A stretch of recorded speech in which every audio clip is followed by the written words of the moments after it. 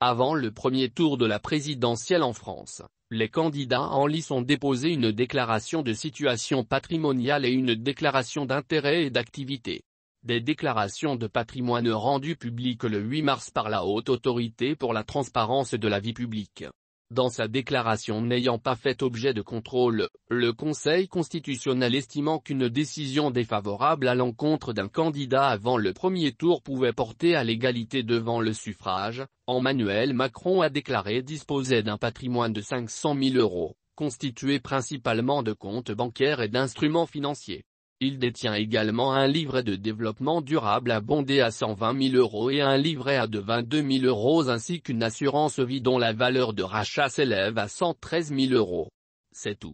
Quant à sa déclaration d'intérêt et d'activité qui comprend notamment les activités professionnelles donnant lieu à rémunération ainsi que les participations financières dans des entreprises, le président candidat a indiqué avoir touché chaque année environ 195 000 € pour son mandat de président de la République. Les déclarations des 12 candidats restent en ligne consultables jusqu'à l'issue du premier tour. Entre le premier et le second tour, seules resteront consultables les déclarations des deux candidats et après l'élection, seule la déclaration du candidat élu restera consultable jusqu'à la fin de son mandat. Emmanuel Macron serait-il un président ascétique? Son patrimoine doit faire sourire sous les tropiques et surtout ses pairs dictateurs africains qu'il soutient et encourage à se maintenir au pouvoir contre la volonté de leur peuple. Le contraste ici en Afrique, c'est que les dirigeants sont plus riches que les États. Les organes de contrôle n'existent que de nom.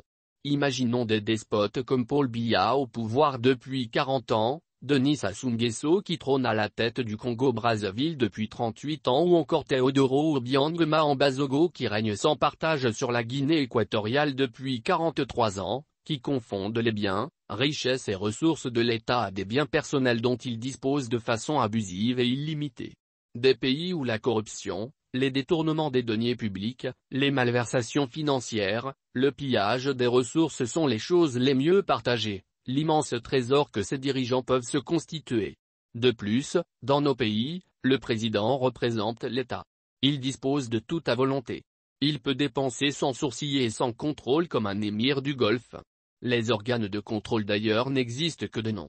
Ce qui est davantage révoltant, c'est que nos dirigeants qui sont aussi riches que Crésus n'utilisent pas les richesses qu'ils ont indûment acquises pour développer leur pays.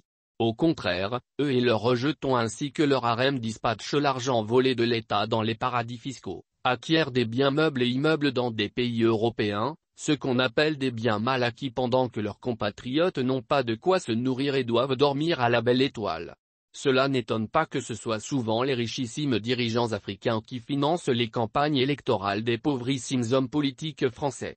On se rappelle les aveux de Robert Bourgi en 2011, concernant les djembés petits et grands qui servaient à transporter des liasses de billets vers la France durant les campagnes électorales.